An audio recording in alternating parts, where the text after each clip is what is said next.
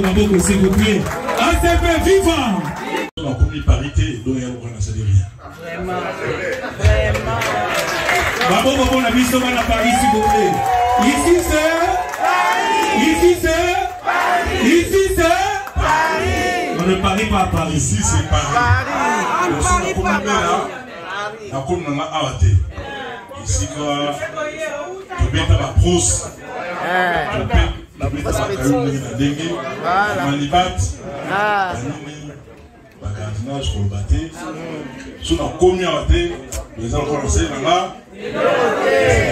naturellement, il fallait la commander. La Bino, Bandeko, Baleki, la famille Banyawa, Minga Banyawa, Badala Koutangai, Bayama Nigatan, la Komakiawa, depuis les années 80. Là, il a 20 ans. Babé Roger Banyawa, Moukou Fidé, Azadi, encadrement, Arissina Benini, Abouaka, Anderson Kalema, Masolo,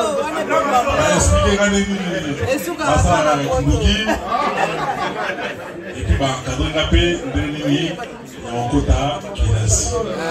Et plus tard, il y a aussi un solo, dans cette société, Dengue, Bandekopé, Bazuni Sala, Dengue, puis de Rosemont. Alors, voilà, et Ali, histoire de Bisso, Bana Paris. Amen. La coquille Kouanga la montée. Amen. Les histoires, ils ont gravé la Kati et la montée. Voilà. Zambi Moko. Voilà. En tout cas, merci Mingi. Nengi Boye, Bélé. La Mouni, je vais photo de Tarangay. Avec beaucoup d'animation, il a toujours crié en moi. Depuis, Tozaki Awa, il a toujours poussé. Il a toujours crié en moi. Donc, pour la maille, Awa, on a quand il y a réunion à ACP. ACP et Salamaki, la Kinshasa, na vision d'abord. C'est une grande vision. Et bien, c'est un exemple de Sarah Bango. La vie n'a pas tout ça là. Ça la partie. Vous avez la motivation, il y a ACP de Genèse, il y a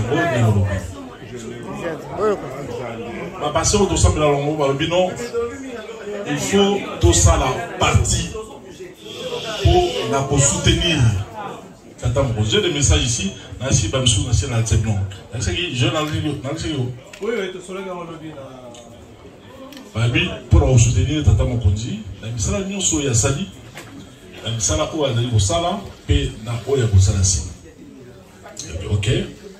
Voilà, azali ndeko derrière na soutenir ceux qui et c'est qui na sala partie pour soutenir na ko sala mosu makasi. Comme ça que tout ça la partie na partie na ba biso ba ka wa révélation ba bi tant tout ça la mo ezala mo pepe mo ko zalati. Donc, beaucoup de gens ont la propagande. Et puis, tant que bandit, mais vraiment, on dirait tout le monde. Donc, les coloniaux sont. Donc, on a parti par jour, au moins 10 000 personnes au côté de la partie. Tous les jours, comme on a lundi, 10 dimanches. En 6 mois, il y a une adhésion. On a enregistré plus de 1 500 000 personnes à côté de la partie. Tobeteli Maboko, s'il vous plaît. Et c'est moté. Kaka, Nakati, il y a ville de Kinshasa. Sans compter, Batum Soussou, Bapis Banda Kongo, Naba Kisangani, Naba Lumbashi, Naba Bunia, Naba Mbandaka, Naba Congo Central, Matadi, Naba Abinza Makosrate, il faut au Banda. Nous aimons. C'est comme ça que, dans le Baki, que ACP, Nengue Salamaki, il y a qui n'a soutien et à Tata Mokonzi. Faut que le Kambo Nengue Zali. Ils ont été. Tous les fiers de Rolobango, parce que pas batté, Bato Mingi Baza Roloba, Lokuta. Ils sont tous en vérité, parce que les toilettes, tous les familles. Tous les bannis, ils allaient dire, Bana Boumwana, tous les moutons moto, Eska Kola, Eska Babotina Bazali, Atabakufa, Akutabango quelque part. Les ont été. So bazana bomoyi bamsu bakoma en France, bamsusu bazana mo na Congo na Kinshasa généralement. Et puis espoir na bango mingi ba botu bazana Kinshasa, espoir na bango mingi eza et pas na biso bato tozaka na boto. Les ont été. Alors, Batu Mingi, Bazako Loba, Makambo Bele, so tali position na bango, esika ba outi to éviter. Esika ba kola to éviter. Esika ba vanda pe izena bango, esika ba mesana to éviter na subite. Ba ega na discours ono boité ata baza osala mokonza osala makambo ya kitoko ndenge nini baza ko ndibata. Il faut tout soutenir. Alors, pour l'exemple, depuis Makambo ya guerre, et pendant l'Est, il y a Congo, la Nord Kivu et la Sud Kivu, Mbalali Bosso, Basoda, na Bisso, Baba Namida, pour Tindika, Bangona. D'accord aussi? Mbalali Bosso. Eux, côté, il y a Ituri. Ituri, aéroport Boga. Pendant 18 ans, aéroport voilà, pendant que je minéré,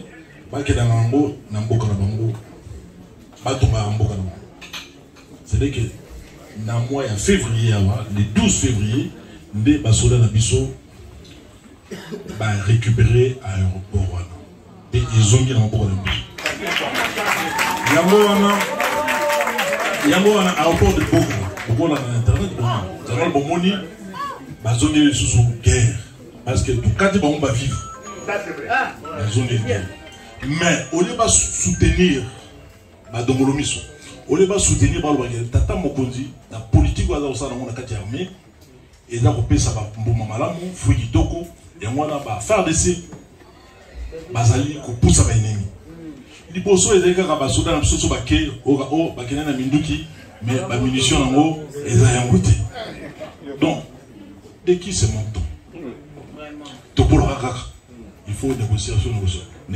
Alors, négociation, bon, vous avez négocié, mais le terrain, vous avez bête. Et là, vous avez négocié, mais c'est en haut. La politique, il faut négocier. Mais dans le ciment, il faut pousser. Et là, vous avez bon, si vous avez bien,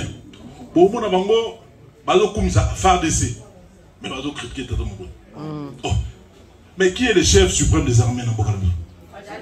Fatih Béton. Fatih Ben. Fatih Ben. Fatih Ben. Béton. Mais exactement comme Baoum ça FARDC, ça dit bah mal, on se déraverse, FARDC, bah donc on a bien, on se comportait bien le terrain, mais bah donc fin tata mon côté. Est-ce que ça va? Donc au biso, bah toute autorité vient de Dieu.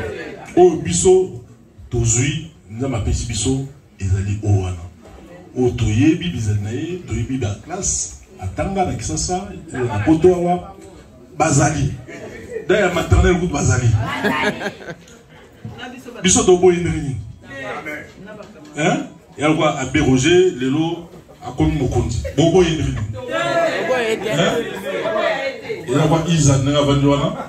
Lelo a bali Mokonzi. Eh, mina te Isa na mona Isa. Wa Isa. Ah, Isa. La mona ya les gars. Abali Mokonzi Lelo. Bobo ya ye. Ndenge mona mama Denise Diakero. Azana tanga la kabamba, bajos baebi. Voilà. Donc, biso nettoyawa sima ya Fatih Béton. Ataba kena biso ndenge toza sima na ye. Pamba te donc sima na ye to longo. To na mutu mususu te. Ya mwana tant vision na ye to nga za mona kisasa. Fatih Béton aza mona ki. Il faut tout soutenir. Nga na rose n'a jamais gouverneur na Kinshasa. Pe to comme na ba élection. Na mona ba Durumu boye na ba banda yes. Ba bonne autorité morale s'il vous plaît. Ba mbungurumo boye. Ba yo fioto la manga na Kinshasa. Ba yo fioto la manga na Kinshasa. To go nyango. Ata bino moko na so bo vandi. Ba kulu na biso ba format sur la idéologie so ba vandi ou bien même so ba kufa ba olela mabe Kinshasa et comment on voit yamana il faut tout blender kin donc kin ndengana na maboko ya CP Sima il y a président de la République. Amen. Ils vont venir vendre du vent.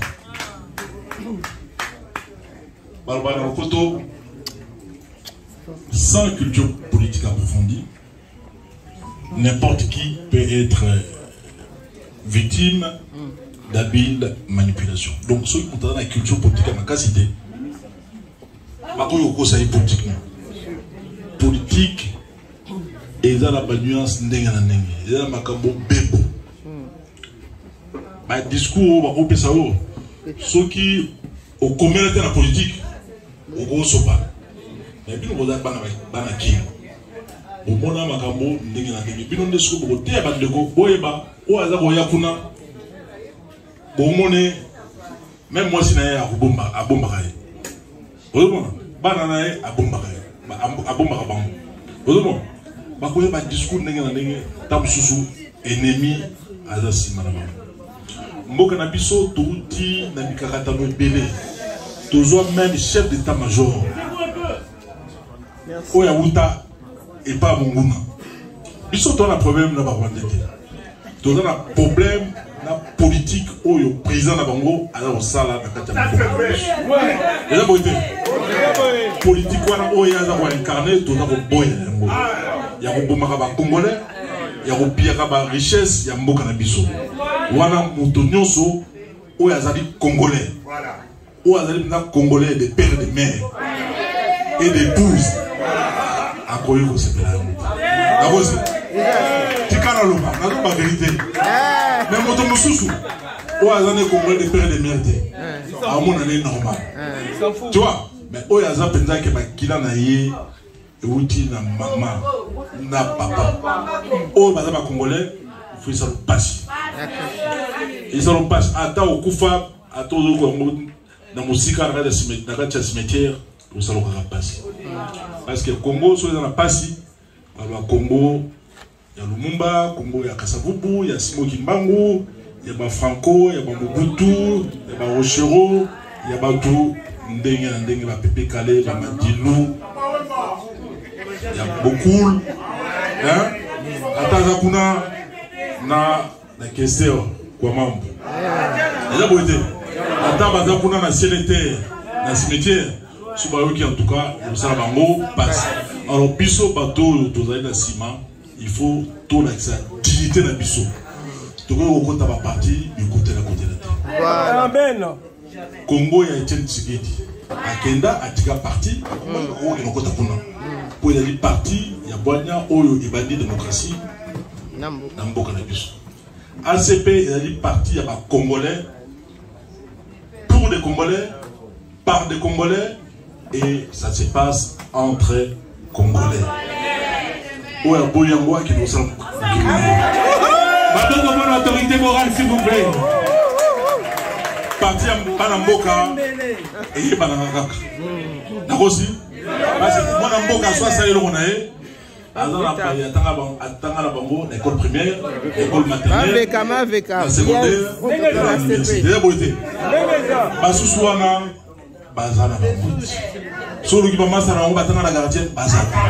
L'école primaire,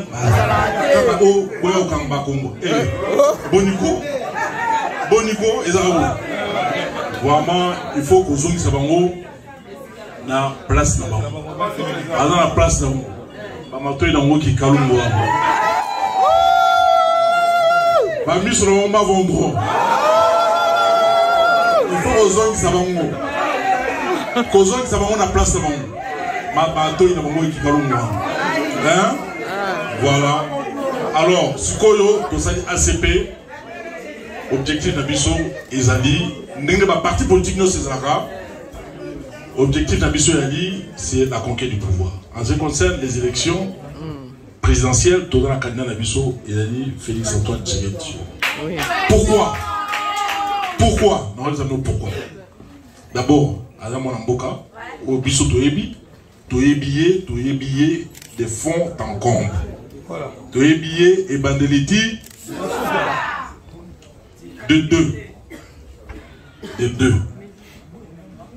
Misala a sali déjà dans notre Lobawa sur le plan de l'intégrité territoriale. Ils ont un gouvernement et Sala pour les cas où il y a sali. avancée, ils allaient significative. Il y a ma casse.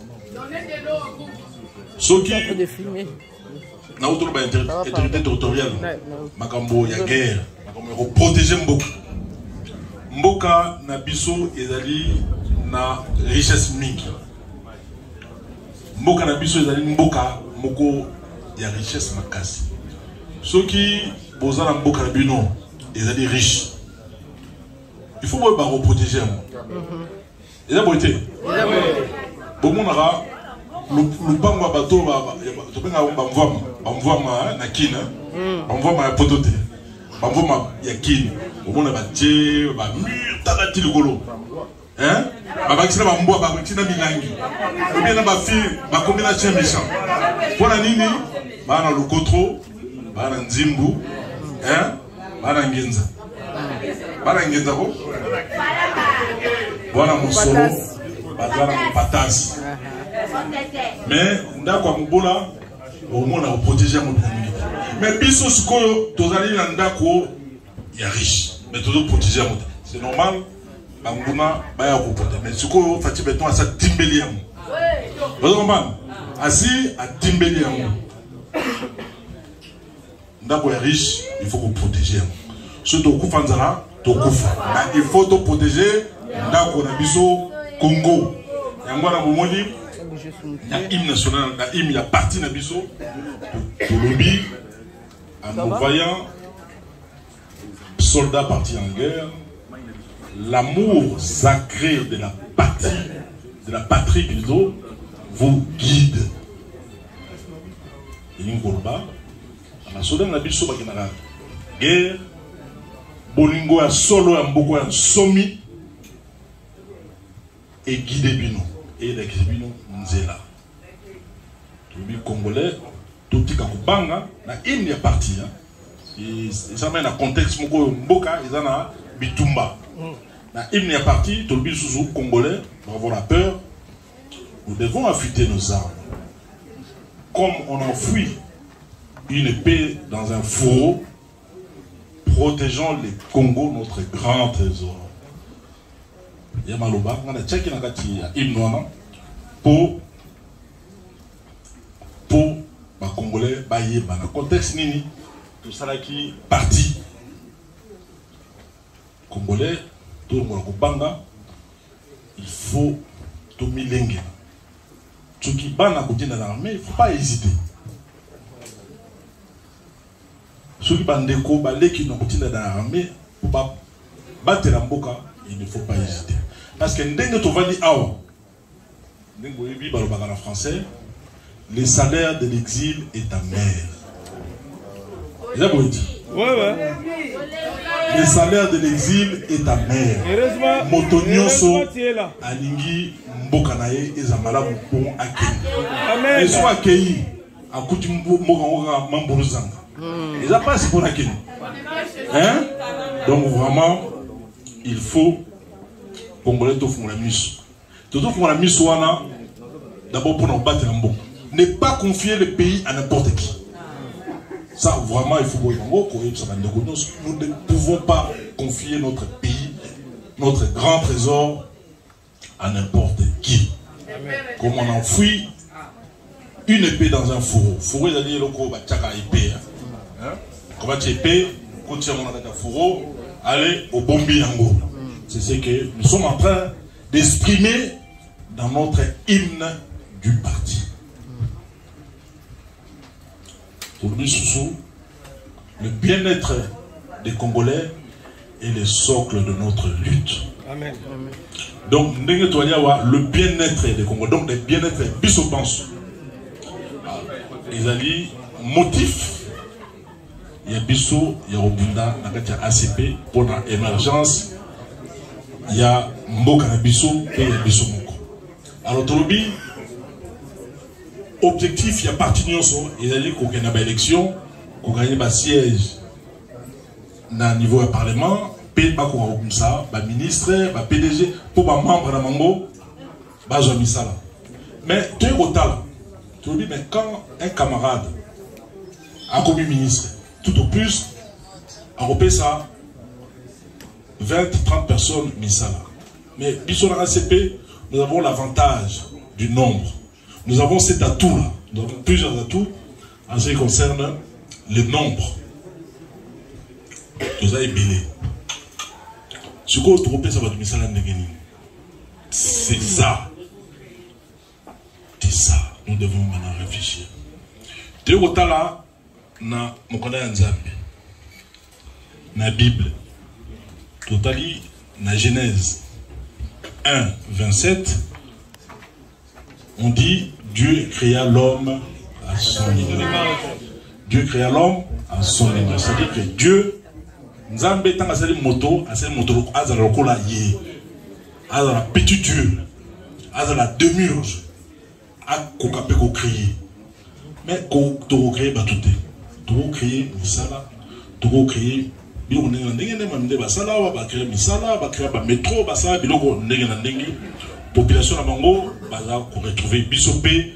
Nous devons changer de paradigme, nous devons changer de narratif pour biso ndenge tozali awa, tozali ebele. Na en Europe, ils sont en Amérique, le pays le plus émergent, le pays le plus riche, ce sont les pays qui ont beaucoup plus de population. D'ailleurs, la Chine nous l'a prouvé. Chine n'exception par A plus B. Sur l'Italie, France, la Belgique, malgré l'initiative de Madame France, avec sa grande population qui va au-delà de 70 millions d'habitants, aujourd'hui, l'équipe Belgique, la richesse musique. Mais les bisous dans plus de 85 millions, tous sont toujours pauvres. Au moins, bisous quinoa, tous sont à Paris. Tous sont belé. Mais c'est du chacun pour soi. Nous sommes dans quoi naïe. Dans toujours à moi le meilleur na poche, moi le falanga. Dans ce militaire dans moi 5 €, mais moi je peux avoir une initiative militaire. Et l'on peut aussi l'envoyer. Tu vois. Mais si vous avez belé, vous pratiquez l'Ouest africain, l'union fait la force. Vous pouvez faire beaucoup de choses, vous pouvez réaliser des merveilles. Mais à condition que vous avez une vision, vous avez un objectif, il y a Roland là. Ce n'est pas sorcier. Et c'est même très facile. Parce que si vous allez belé, vous avez des atouts, vous avez des avantages d'être nombreux. Et on voit là, la population va belé avec la collecte des taxes et impôts. C'est un bon belé. Alors, l'ACP, mission, on peut s'appeler, vous allez belé. Vous avez une initiative, il y a ma case, il y a créer. Il n'est pas normal. Il n'est pas normal. Binon de Bozaniao, les Congolais vivant en France, na Paris, vous avez belé, na Marseille, vous avez belé, na Évreux, vous avez belé, na Lille, vous avez belé. Mais, vous belé, vous continuez à à travailler en gros, bijoux, 20, 30 000. Ça va créer des emplois, ça va payer des taxes, mais biso, diamant, il nous permettra de créer un dans le sous. À bala dans le sous, moi, Simoko, les amis, à Rosso, ma couche, on peut où dans la pote, donc, bon, on ils ont envoyé la pote. C'est vrai. Tu vois? Alors, nous devons changer notre façon aussi de voir les choses. Nous devons créer. Donc, on a dit que créateur, puis ce moment où on a créé richesse, où nous avons besoin pour l'épanouissement, mais c'est question de se mettre ensemble. Parce que si vous avez un groupe, vous pouvez influencer beaucoup de choses. Vous pouvez obtenir beaucoup de choses. Supposons que vous vous mettez ensemble autour par exemple de l'ACP et que vous bandez la cotisation, ne serait-ce qu'un € par mois. Mais bon alors, si vous avez un défaitiste, Bongo, si vous avez une association, ACP peut exister ici à Paris comme étant une association. Bon enregistrer un mot. Vous avez un statut dans vous. bofungoli compte bozui bateau basé entre bino biso tout humain vous avez nani sérieux nani à sérieux ouais à sérieux vous les responsabilités botier ba commission au compte pour na développer batika osika biso ba c'est biso mingi na maboko ah ouais mais depuis Fati Béton aye ba ndi respecter biso amen ba non c'est comme super moi mingi mais en tout cas changement et ça est mon makasi eza misala autre ça avec ça liboso yagi fou le rose on ndenge na ndenge ba okipite mboka ko baswa ba mboka ezikufa mais siko motonyo so comme hotelema atali comme moke ba do comme hotelema di comme moke ba do hotelema c'est que intérêt ya mboka ezongi makasi. Alors nous devons nous organiser avec cet amour de la patrie qui revient au galop pour profiter de l'ango la sursaut pour tout simbasko makambo et à biso moko. Président de la République Félix Antoine Tshisekedi Tshilombo alobi que ti asisa babanda na ye esengeli a créé ba millionnaire ya ba congolais. Ceux qui bozali na ba projet ya kitoko ya malamu pour ba congolais ba tombo moto boso ko soutenir bino ezali moko. Ça je vous le rassure. Vous les rassure parce qu'à Kinshasa il encadre des jeunes congolais au bazar ba ambition bazar ba projet à pousser bango lobby ba comme ba millionnaire lobby ba comme ba milliardaire. Ce n'est pas normal. Un grand pays comme le nôtre toza atana milliardaire mon côté. Ata moko azate. Mais ceux qui na Burkina Faso bazar ba milliardaire. OK na Mali bazar ba milliardaire. OK na Sénégal pour le bâtir. OK na Nigeria pour des sommes. Et vraiment il a dit passe. Donc il faut tout changer. ACP Tolobi, ACP Boboto, Bondeko, Bomoko. Baï Miangot. Serge Kabango et Miangot, il y a des gens qui ont dit ACP. Ah ouais. Non, moi, bravo Serge. Bravo. Donc nous devons changer. Ceux qui méfiance, et vous en avez d'accord. Méfiance, c'est d'insulter pas toi. Mais ce qui est un mécanisme. Il faut éviter que bateau va détrôner Bongo. Je pense qu'il y a moyen de faire quelque chose. Il y a moyen de faire quelque chose. Prenez des gens intègres que vous connaissez, Bobanda, pour réfléchir autour. Il y a un projet, autour de l'ACP, autour, il y a la cotisation. Parce que la cotisation est servir dans quelque chose. Vous comprenez? La cotisation pour ça est servir.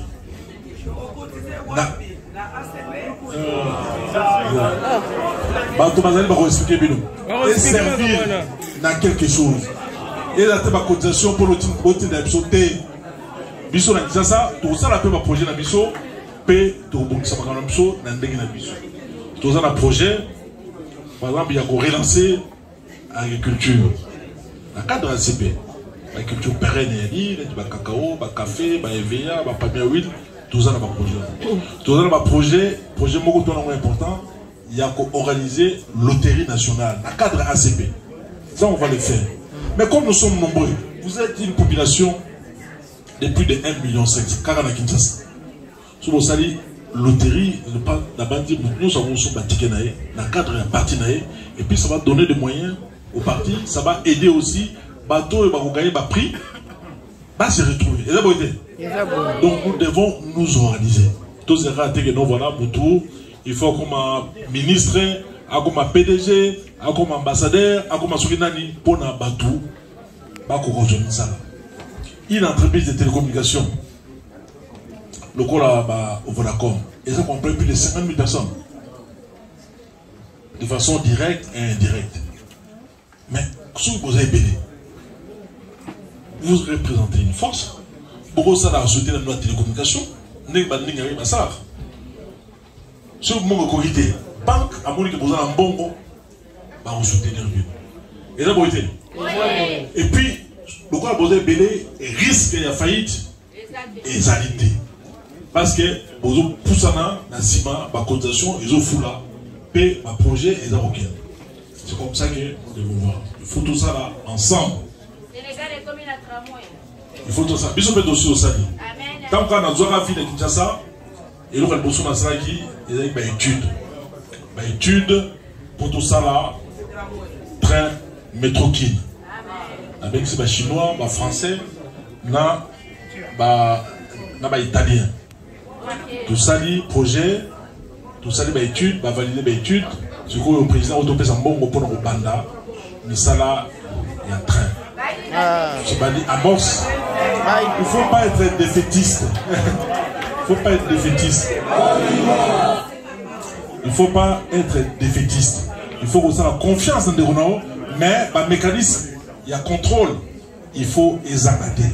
Tu vois, le mécanisme de contrôle, il y a dit, avancer. C'est comme ça que nous devons. Si on dit, ah voilà, tu me pèses la confiance, et l'homme peut tout ça là, examiner. Finalement, méfiance, et routine là, domolmiso, mouna nabiso, côté nabiso encore davantage, diviser biso davantage. Wana tout ça est le remonté. Tobakiawa, le salaire de l'exil est ta mère. Ato aussi bon mais mon nini mbokanayo ezaka mbokanayo. Amen. Rodomona. Tozaliawa toyo mopaya. Mopaya zoba. Eza boité. Mopaya azaka zoba. Sauf na Congo, balibane bakoma bakanga. Bandi bona bakoma bakanga. Rodomona. Badou wana, bambendre wana bakoma bakanga. Boniko, il faut prendre conscience que les gangs, ils ont des bisous. Tant on a au cola, il y a des bisous, Big John, grand bill, bisous avec petit bill. Mais est-ce que tout le monde a bill? Petit bill, beaucoup ils ont une histoire. Ils ont malunga, ils ont mabé, ils ont une histoire. Il y a bisous. Hein? Il y a Bingema, il y a Godzilla, il y a Mwamba. Voilà. Il y a Big John, il y a Billy. Hein? Voilà. Angwalima, il y a Balado. Voilà. Alors, il y a l'histoire, il y a Mboka, il y a Bissou. Il faut Bissou Moto Lingambo pour toyer Bandri de changer Makambo et Goya dans l'avenir. Alors, Tolobi. La Genèse 1, 27, Dieu créa l'homme à son image. Et c'est ce Bisopé Toye Baniri a créé. Il faut qu'on identifie la personne aux ressources susceptible de faire quelque chose pour l'intérêt du groupe. Oui. Pour identifier Bato Sala pour l'intérêt, il y a Bisso Banso. Moi, je vais vous soutenir. Tata Mokondi a soutenir Pépino. Mais il faut Bobanda. Ce que Bobandi, sinon nous on soutient. Bogi? Oui. Bogi n'est pas bien. Oui, Doki. Voilà. Yami Balé Narouba Boué. Bisso Banaputo. Pour nga pena. On a des diaspora. On a pena monoputo. Idéologie. Idéologie, toujours, hein? Ouais, toujours. Idéologie, on les a toujours. Alors, Bisso Banapoto, Tokotaki, moi, rupture, na Bakodi Amboka. Il a beau être. Et rupture et Salama Makasi. To créer ma combattant. Bon, nga yo lokona na mo poto nga koto bana aussi mangate. Mutu nga mena sangate, mutu mogo atumo ngate. Mwana Paris. Mais Mukana Nzambe et le Biboy. Ne pas dire dans Ecclésiaste 3. Hein? Ecclésiaste 3. Dieu créa toutes choses bon en son temps. Il y a un temps pour se jeter des pierres. Il y a un temps pour se faire la guerre. Il y a un temps pour faire la paix. La bande dit avec l'avènement, il y a président de la République Félix Antoine Tshisekedi Tshilombo. Raison, il y a un politicien au Congo. Il a sauté parce qu'il y a un président qui combattant. Tu vois, Assimi Makam. Mboka pe Isa Yemoko. Mais raison, il y a combattant. Mais à part, Nabato, comme ça, il y a un fonds de commerce. Voilà. Comment, Koukilango, moi le Kotro, moi le Falanga, moi le Meya, Baler Nassima. Touébi parce que comment on parle de ça sur Internet, dans les réseaux sociaux. Touébi. Mais ce que moi on a appris à Congo à taille Moutoisa Mokondia Mboka de l'eau, il y a Etienne Tshisekedi, Wamulum, il y a Chichi. Et là, bon, ce qu'on lui sera ce qu'on combattant au continent. Vous avez et donc, Bino, parmi Bino, les lots la diaspora, a Béroger, a commis Mokondi à Congo. Qui combattant, je vois, il y a qui combattant, il faut Ikita, Bota. Mais qui combattant, il faut être intelligent. Bota là, Bami souvent Vondo, n'a pas matou qui Kalumbu. Oh, Bazana Mbokate. Oh, Bomoni, les lots, Azo Belmakama Congo. Lobby à quoi le Balmakama Mboka na bango. Batouanande roté mesdames. Vous voyez ça t'as ah Moutouana biso tout le monde est clair. Bah c'est belé hein. Oh même biso mon repère tout le monde bango clair. Alors ngwana ikamba Congo itikana maboka ba congolais. Ouais. Ikamba Congo isalama entre biso ba congolais. Ikamba Congo était les mains au père ba congolais bango ba terminer. Voilà, et là on a dit Yangoana pour soutenir Tata Mokonde Kolo na minute il a la capacité et volonté il y a aussi sa guerre il y a Congo parce que les gars qui a vendre na gomme beaucoup de gens ils sont tout pexi tout boya qui ont parce que dans le miso ba tapemé hein donc ce besoin la guerre ba tout babetaka nani jeu échec. Quand vous avez la reine, il faut protéger la reine. Vous avez le roi, il faut le protéger. Mais ceux qui sont exposés au roi Napino. Nous sommes à 4 Pino Moutou. Il y a là pour échouer la Macamponioso, Oyo et Tikali. Mais nous avons besoin de Bisso. Makila va courir dans le là, Tamba. Nikolo ya Congo et Koganga. La soda na biso balo bazali déterminé. Mukonyambo ka mo apesa wango moral. Pe aza ko landela yango na ndenge o salate. Aza na volonté à makasi ya kolandela. Maman il a beauté. Pour na biso cette fois-ci ezala protéger. Ezala protéger. On sent la guerre, mais parce que, comme président, sur le plan économique, il y a un travail qui s'est fait. Il y a un grand travail qui est fait. Oyo Esengeli, Bisomoko d'abord, Kouye Bango, peut valoriser. Motona Nango est au fioto, fioto, oh, Fati, Aro Salam Salam. Et, bon, Salango Bango Basalaki, pour les gagner, ils en rapide. Hein?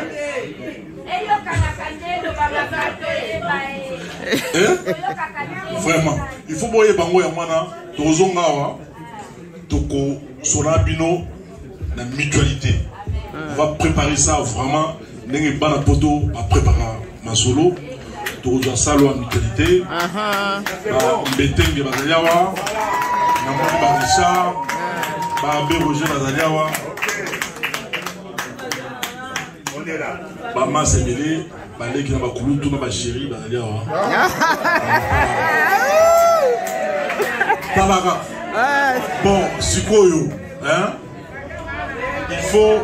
Il faut to bongama. To bongama pour etumba Congo. Esengeli biso panso to lata yango. To lata yango na nzoto ti na misapi. Parce que bato bele bazoya wa bazo kosa. Alors biso to tala bango ah mais Joe peut-être Joe donc hier amoni suba yuma na ye. Hein? Amoni biso ba mbuna ye. Na Congo ne no ba imkolona. To na stade, te to na limité. Na Fiki. Na Congo na mi chonde dans un bango. Hein? Kamelo to tala ngai. Bango tout ne bazana ba mbumbu.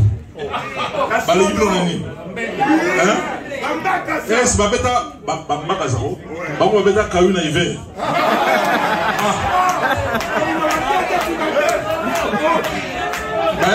Baby nenga oluka sedik.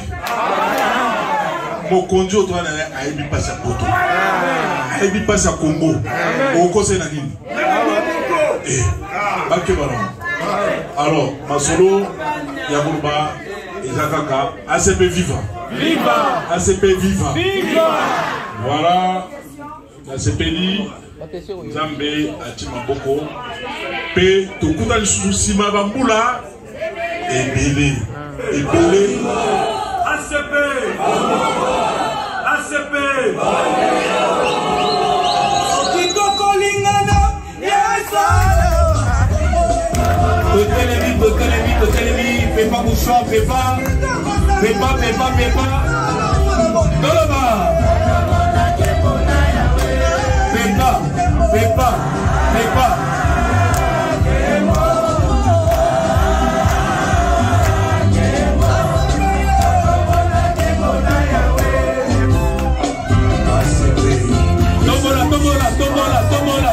Tomola. ACP viva! Tomola mouchoir, tomola. Fais pas.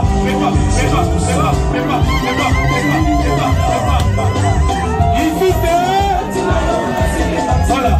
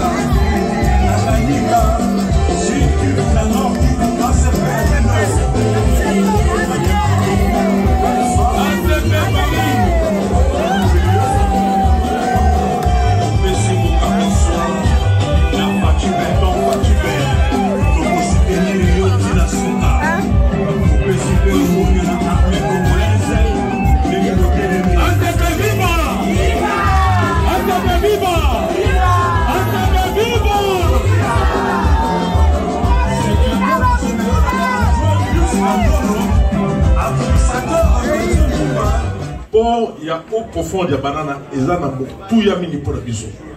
Mon biso ba la poto, so otindi conteneur. Il faut que des besoins la point noir. Il s'agit de transbordement. Sima et na matadi na bateau à mouké. Pas maté pour na biso matadi, ils ont la capacité ya boyamba bateau ya miner l'été. La difficulté au président Kouti na mboka. Et c'est belé.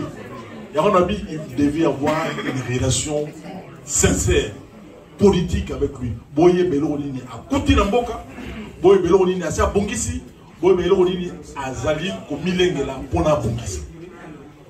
Il a beaucoup fait. Bah, voyage, nous, sur Salara, ce n'est pas pour rien. Kolomboka, Azara, Kolombo. Faites-lui confiance, Gana Zolo, Sabino. Et puis, Madame Nazolo.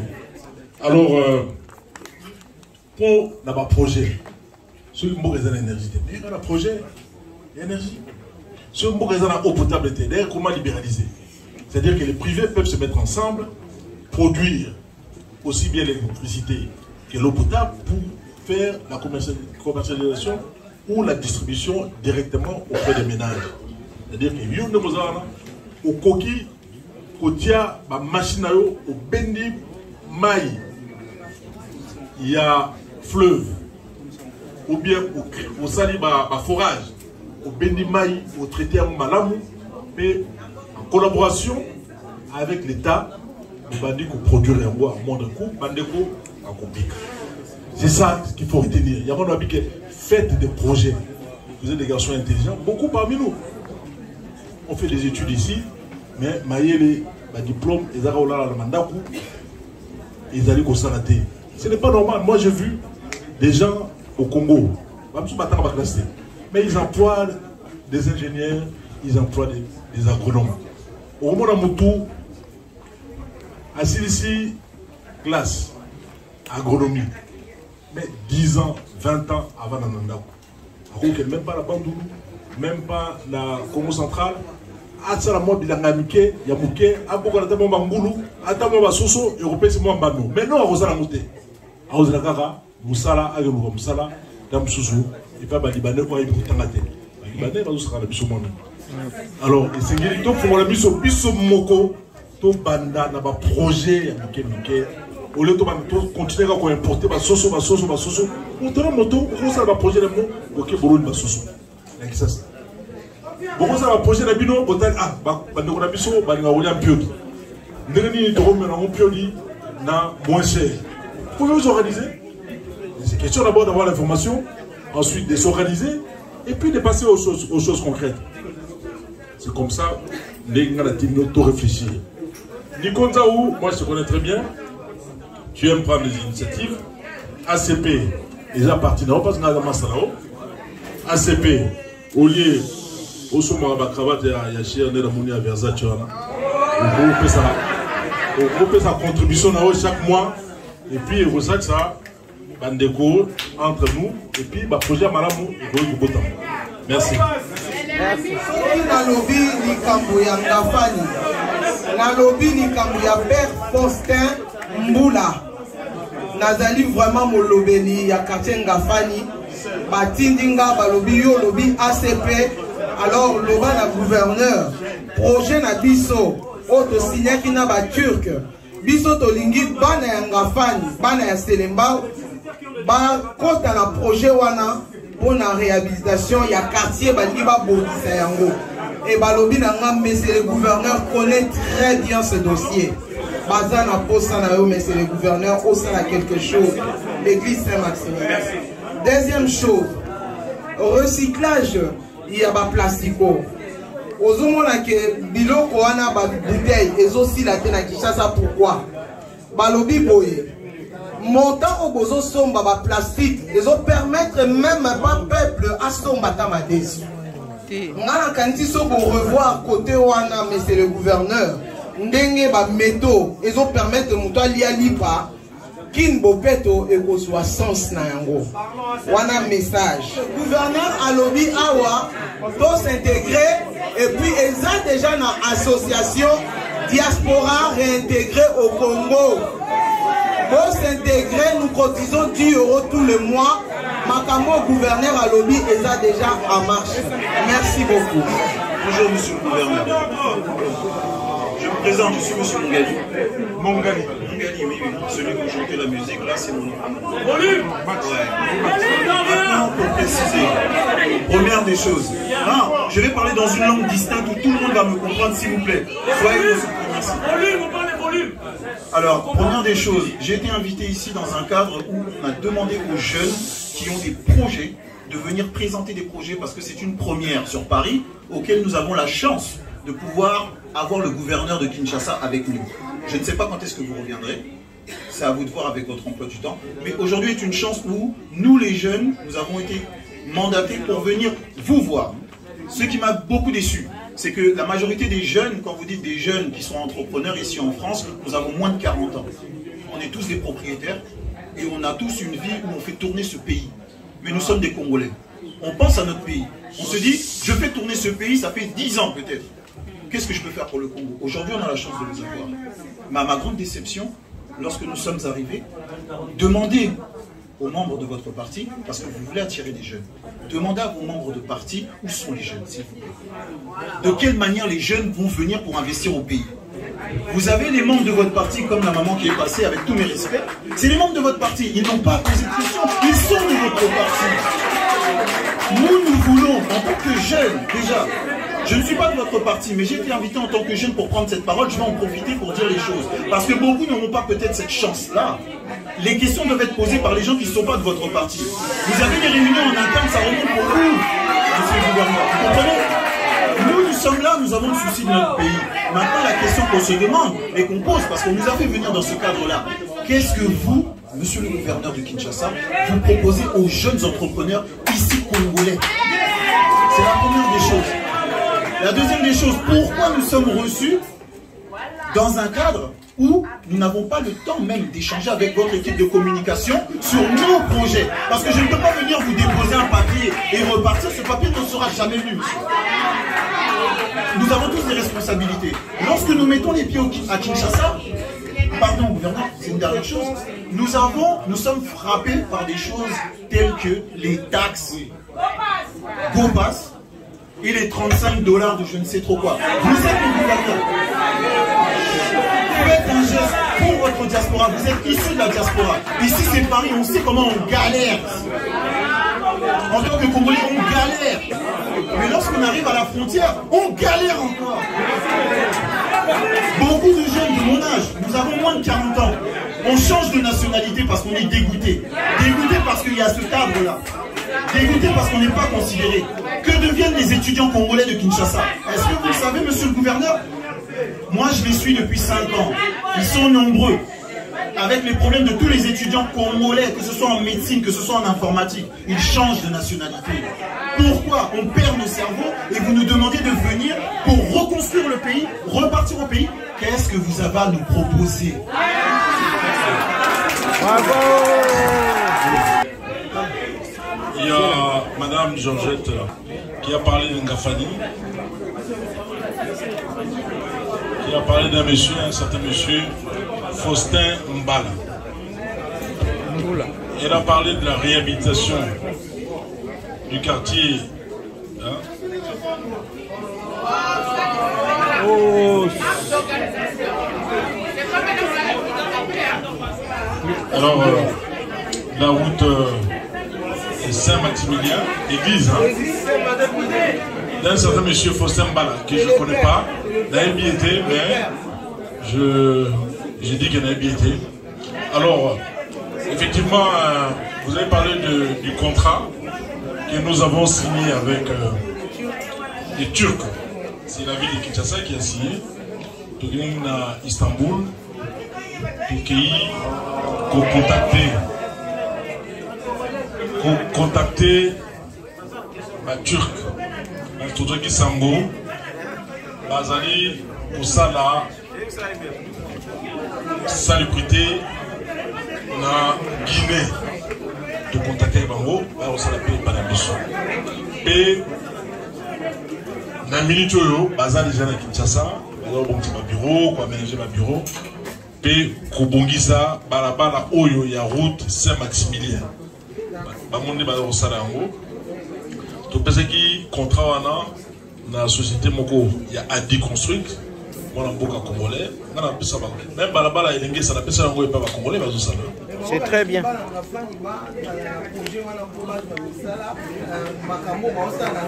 Ouais mais makamanga fani to ça la centre d'enfouissement et osala mawana na centre d'enfouissement wana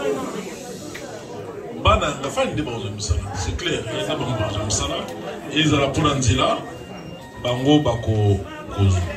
Au lobby sous problème il y a recyclage. Alors, tant que Manaki, tout le monde a vu l'élection le 9 avril. Puis, le 9 avril 2019. Tout le monde a Moussala, bon, va dans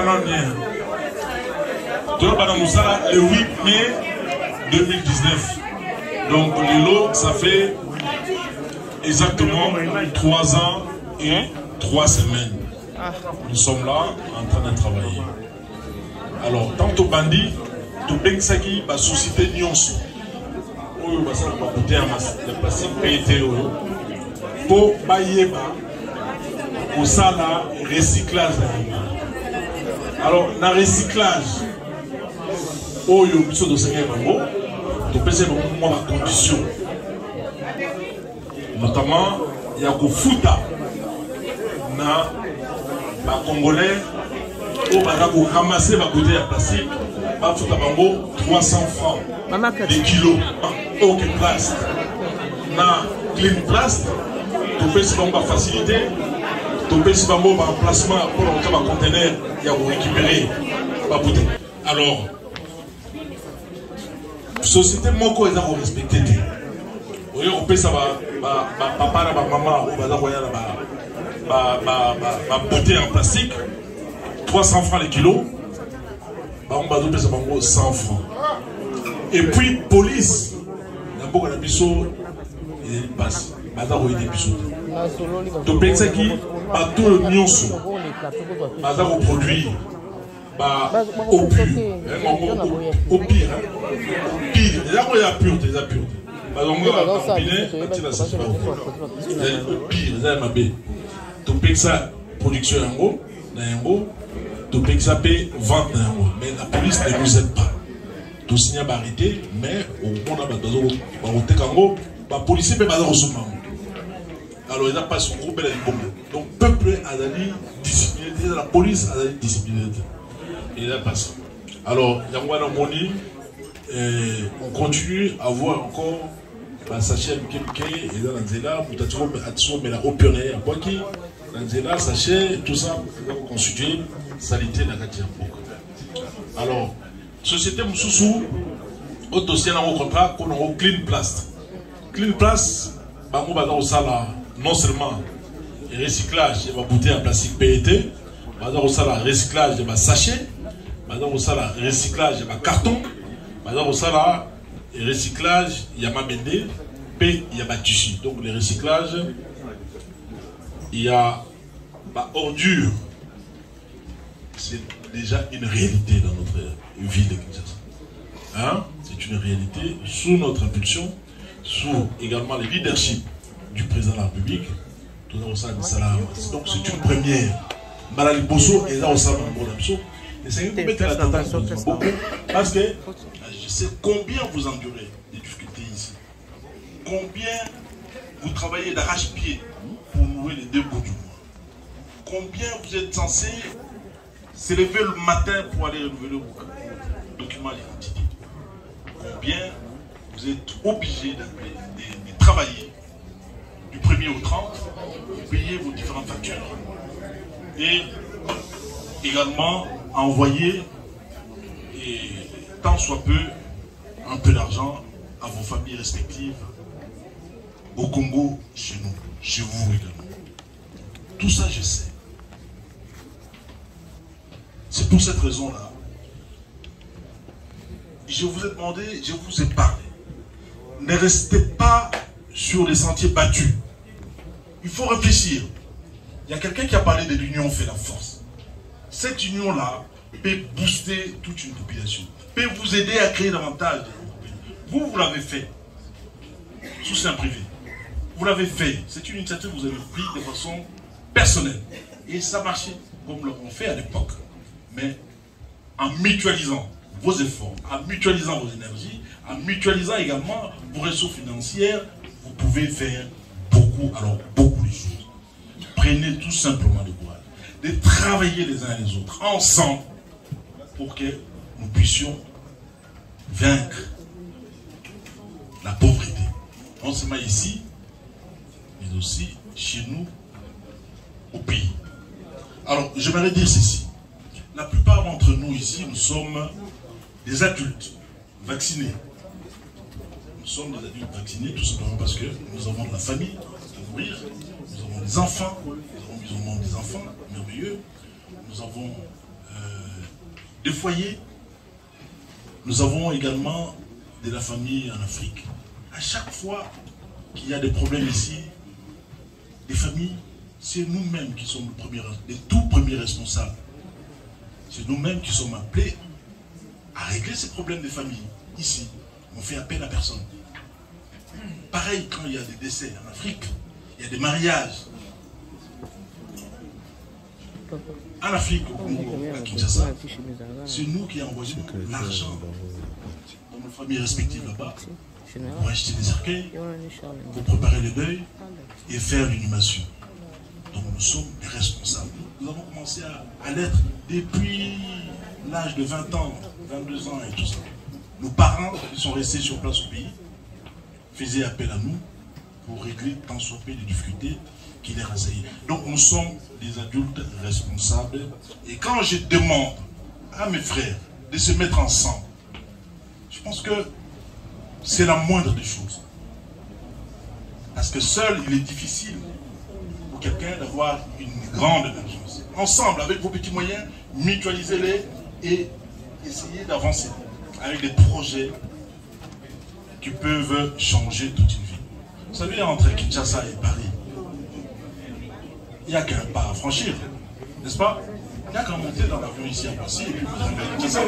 L'avion, vous n'allez pas marcher, n'est-ce pas? Mais pour avoir un billet, il faut l'acheter. Pour acheter un billet, il faut avoir un minimum de 1000 €. Mais je vais vous dire un truc.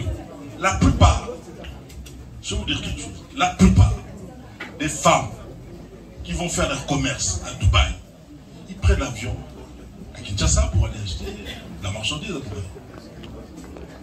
Elles partent à plusieurs. Des fois 5, 10, même voire 20. Et ce sont des femmes qui habitent le même quartier. Mais en Afrique de l'Ouest, ça ne se passe pas comme ça, de cette manière-là. Ils mutualisent leurs efforts. Ils mettent l'argent ensemble, ils donnent à l'une de leurs pour aller faire les courses pour le compte de tout le monde. Et ça marche. Elles font des grands bénéfices. Chez nous, vous êtes obligés de voyager ensemble, vous payez les hôtels chacun de son côté, ainsi de suite. Des fois, ils se mettent ensemble pour minimiser les coûts de revient, mais in fine, les bénéfices ne se peuvent pas sentir parce que les coûts, en ce qui concerne le prix de revient, est cher. Alors nous devons mutualiser nos efforts. C'est ce que j'ai demandé à mes frères, à mes compatriotes, à mes camarades du parti ACP.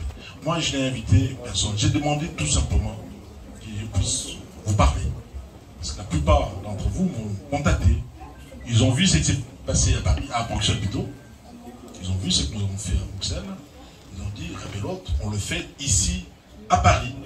Voilà, Badogoranga, dans CP Mingi, la question de pouvoir. Alors, le frère, il a parlé de la nationalité et des GOPAS. Hein? Nationalité et GOPAS. Parmi tout le monde, il y a des taxes. Attendez, soyez calme. Il faut... Attendez, soyez calme. Soyez calme. Ne venez pas avec l'esprit de désordre. On vous a donné Je ne suis pas d'accord avec vous. Parce qu'on vous a donné la parole ici, vous avez parlé, je pense que ça suffit. Soyez calme. Alors, vous avez parlé de la nationalité ici, je pense que la plupart, moi, il n'y a pas grand chose à m'apprendre ici. Parce que la plupart des amis et frères ou des enfants qui ont pris la nationalité française, c'est tout simplement pour des questions administratives. Nous avons tous fait ici pour des raisons administratives. Pour pouvoir se déplacer tranquillement. Se déplacer tranquillement à travers le monde et ne pas avoir à renouveler à chaque fois les documents. Moi, c'est comme ça que j'ai évolué ici et je sais. Et en ce qui concerne le GOPAS, les GOPAS à Kinshasa, c'est une situation que le président a trouvée et beaucoup de questions lui reviennent En ce qui concerne la fameuse GOPAS, le ministre en charge du transport est en train de travailler pour voir comment aussi régler ces problèmes de GOPAS. Mais il s'agit, bien entendu, d'une taxe qui est imposée aux voyageurs, comme ça se passe un peu partout. Mais attendez, comme ça se passe un peu partout. Mais sauf pour le GOPAS, on paye ça en dehors du coût du billet. Comme ça, ça crée un petit problème. Mais en réalité, il ne s'agit que d'une taxe.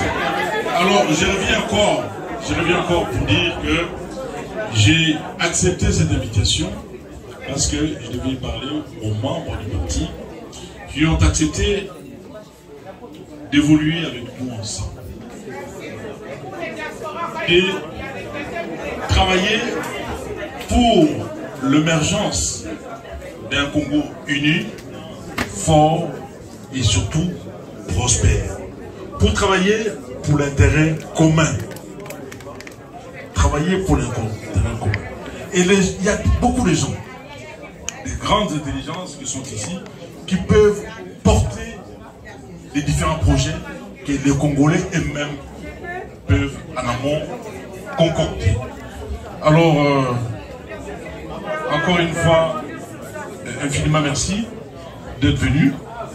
Je suis moi-même très ému de voir les différents camarades, les différents frères, les différents Kouloutou, comme on dit, grands frères, et petits frères, petites sœurs. Et pour moi, c'est un motif de fierté pour lequel je vous remercie énormément. Alors, il y a quelqu'un qui a demandé la parole.